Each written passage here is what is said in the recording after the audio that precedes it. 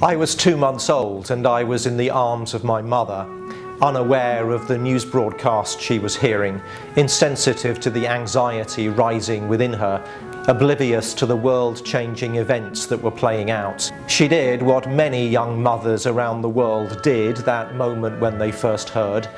She prayed. She gently wept.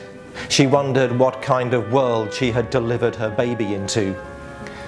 Children carrying gas masks, missiles in the Caribbean, fallout shelters in basements. This was already a paranoid period of history. But now there was this added anxiety. America's president had been assassinated, gunned down in one of its own cities, picked off by who knows whom. The most powerful man in creation, as helpless as the babe that lay in my mother's arms.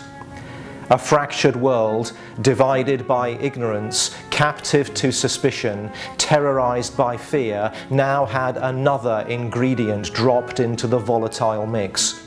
Fast forward a generation to another November evening, another news broadcast, another parent holding another baby a few months old. Tim was having a bad night, restless, agitated, whiny.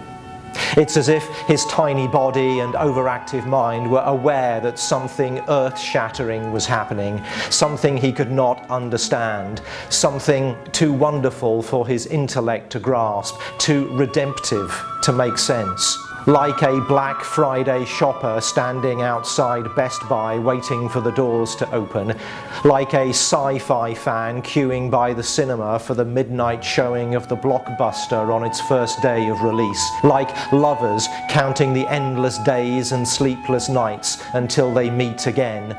My firstborn needed a piece of the action. But this reward was more thrilling than a high-def TV, more spectacular than a Hollywood creation, more exhilarating than lovers' reunion. His prize was that one day he may tell his children and grandchildren that he was there via the BBC when the voice of the people was heard, the prayer of millions was answered, the hope of generations was fulfilled, and the world was changed forever. Not that he remembers it, but he was.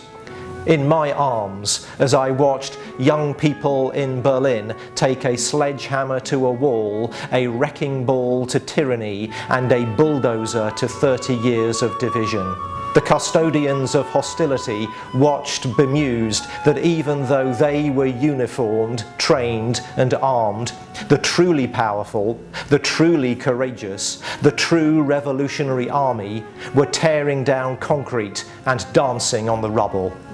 And like my mother, 26 years earlier, I looked at my infant through tears and wondered what kind of world lay before the child I had helped create.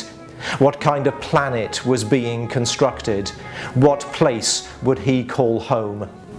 Oh, different tears from the ones she shed, of course, hers in sadness, mine in joy, hers in worry, mine in relief, hers in dread, mine in celebration. May you be there, son, when walls come down, when jackboots are removed, when swords are beaten into ploughs, when lions lie with lambs, when the earth shall be filled with the glory of God as the waters cover the sea.